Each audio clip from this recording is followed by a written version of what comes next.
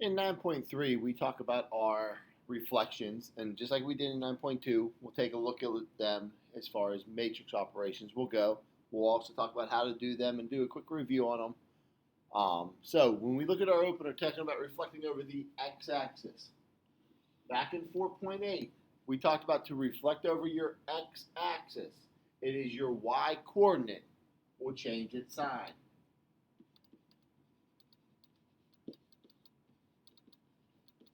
So if A starts at 2 comma 4, A prime will be at 2 comma negative 4. If B starts at 4 comma 6, B prime will be at 4 comma negative 6. And if C starts at 6 comma 2, C prime will be at 6 comma negative 2. So looking at our reflection, so far we've only done the x and y axis. However, there are other lines that we can use. So for a line of reflection, it is the line that is used to reflect our figure. We've talked about the x and y axis already. Now, other things we are going to do. We are going to do other horizontal or other vertical lines, such as the line x equals 2 or the line y equals negative 1. Right? To do those, they're not going to have a rule. You're going to have to get a piece of graph paper, plot your points, and count. Now, the other ones we're going to look at is the line y equals x or y equals negative x. Right? These, likewise, will have rules or you'll be able to count. So what a reflection is when we use that line to create a mirror image of our original figure. As a quick reminder, those other horizontal and vertical lines that we are talking about are something like x equals negative 1. That would be a vertical line through that point where x was negative 1. Or that line y equals 3, which would be a horizontal line through that point y equals 3. Okay? So that's what we're looking at for those vertical lines. If you look at your first example, it tells you the vertices of triangle ABC are given there. It says graph the reflection of triangle ABC that is described. They want you to reflect it over the line x equals 2 here. So we'll plot those 3 points, 1 comma 2, 3 comma 0, 5 comma 3, and we're going to draw in that line x equals 2. Okay, so there's what it looks like. So that big red vertical line there, that's the line x equals 2. And there's our triangle ABC. In these random horizontal and vertical lines, we have no choice but to count. A is 1 unit to the left of my line, so A prime will end up 1 unit to the right of my line. So A prime has the coordinate of 3 comma 2. B was 1 unit to the right of my line, so B prime has to end up 1 unit to the left of my line. So B prime has our coordinate of 1 comma 0.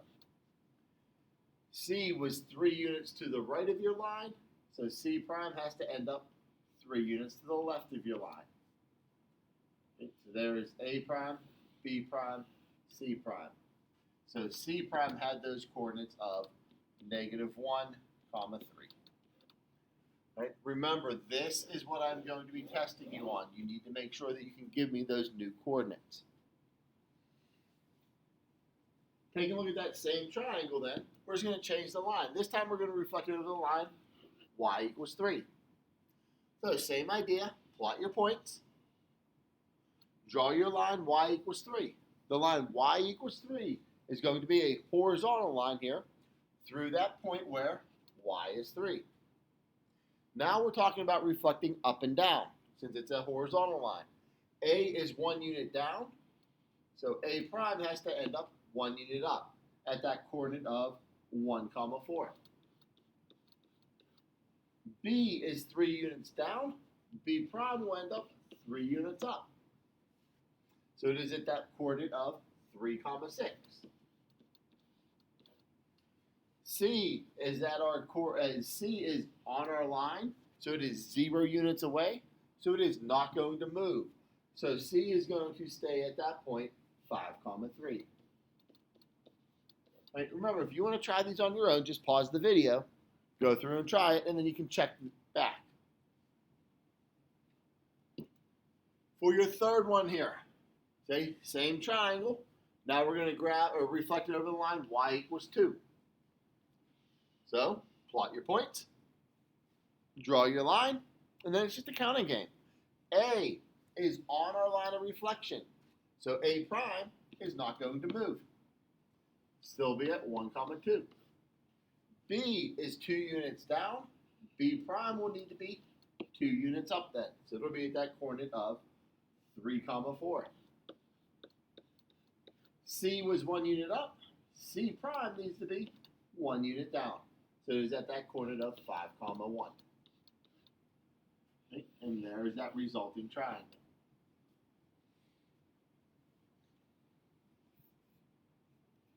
Okay, so that's what our reflection lines are going to look like. Now, there are other lines to worry about. The other 2 lines are the lines y equals x or y equals negative x. And that's going to be the next one we look at here. It says the endpoints of CD are given there. So we plot our point for C at negative 2, 2. Plot your point at D, which is at 1, 2. Now, the line y equals x, right? It has a y-intercept of 0 and a slope of 1. So we go up 1 and right 1. Up 1 and right 1. That's how we draw that line in. That's what the line y equals x will look like.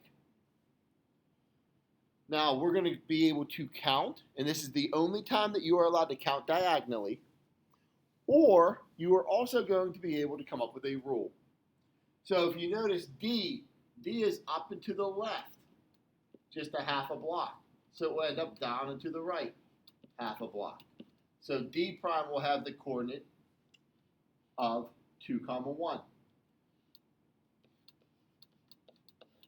As for C is 1 full block, 2 full blocks away. So we're going to have to go 2 full blocks the other way.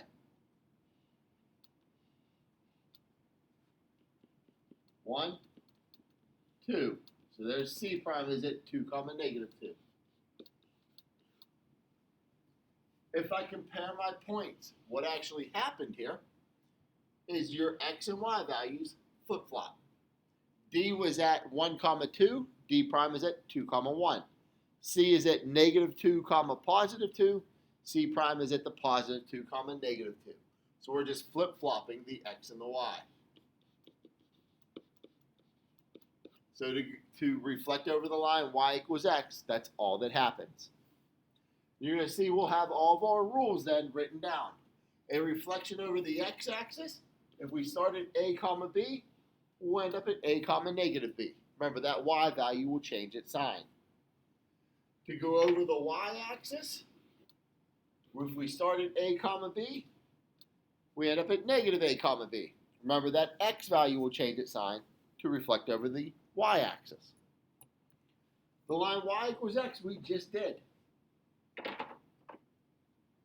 That line y equals x, if we started a, b, we end up at b, a. Remember, they flip-flop. Then our last one then, the line y equals negative x. Not only will they flip-flop, we go from a, b, we got the b, a, they will also change both of their signs. So both of those values will change their sign.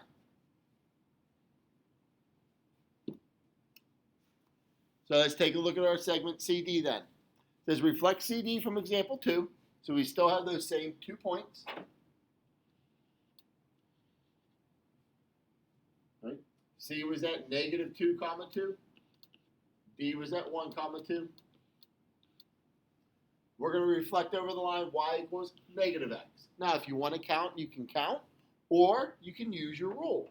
Our rule says we're going to flip our points and change both signs. So if I just flip my points, I got a 2 and a negative 2 for C. I got a 2 and a 1 for D.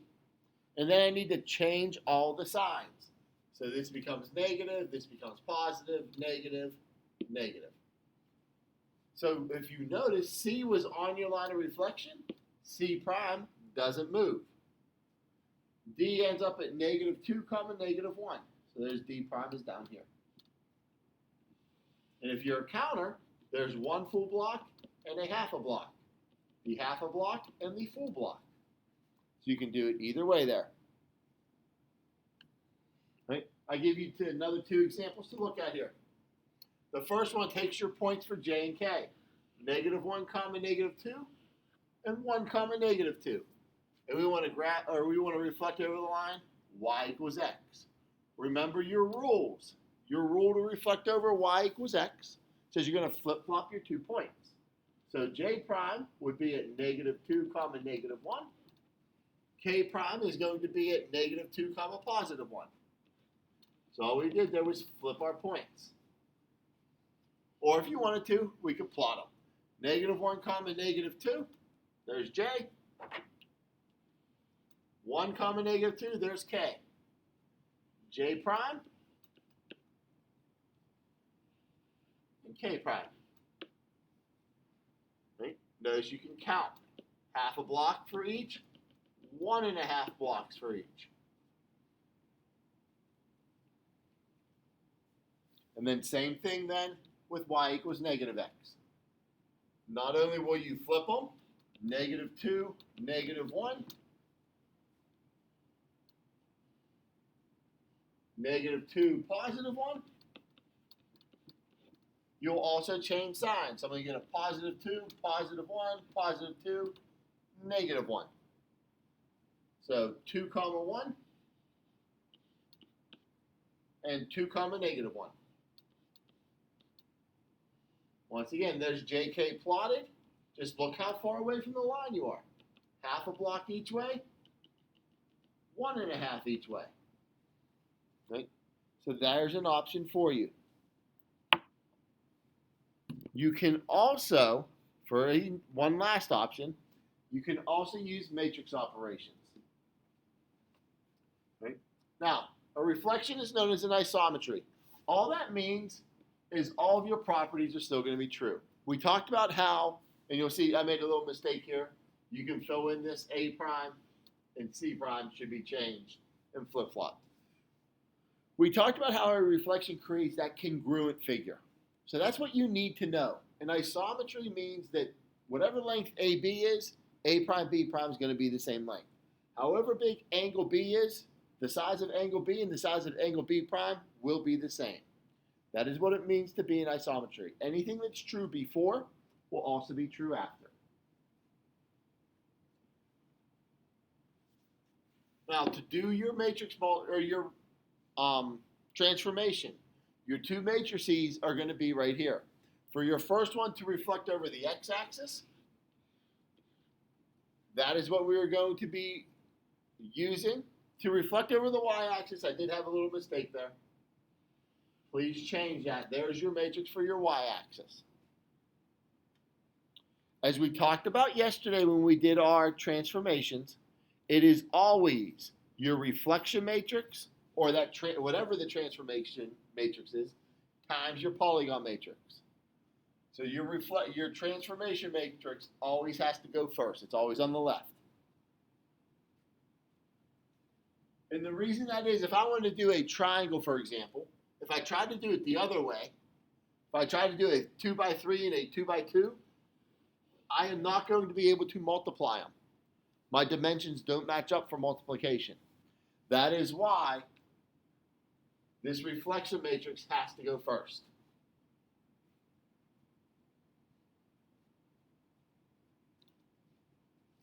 So it says the vertices of triangle DEF are given there. It says find the reflection of triangle DEF in the y-axis using matrix multiplication. So the multiplication we are going to do, your y-axis, we take that reflection matrix, -1, 0, 0, and 1. Times, we take our points, and we plug them into your polygon matrix. 1, 2, 2, 3, 4, 1.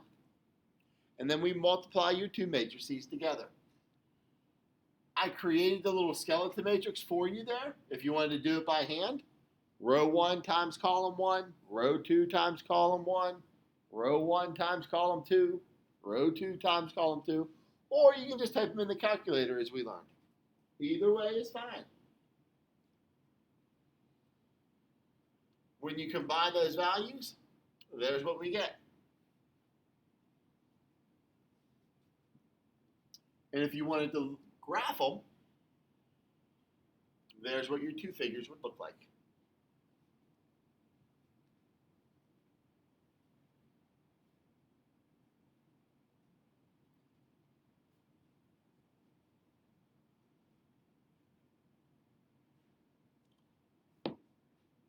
For our last example then, it says find the reflection of triangle QRS in the x-axis using your matrix multiplication. So we're going to take our x-axis this time. There's our reflection matrix for the x-axis. Creating our polygon matrix for triangle QRS. There's what it looks like.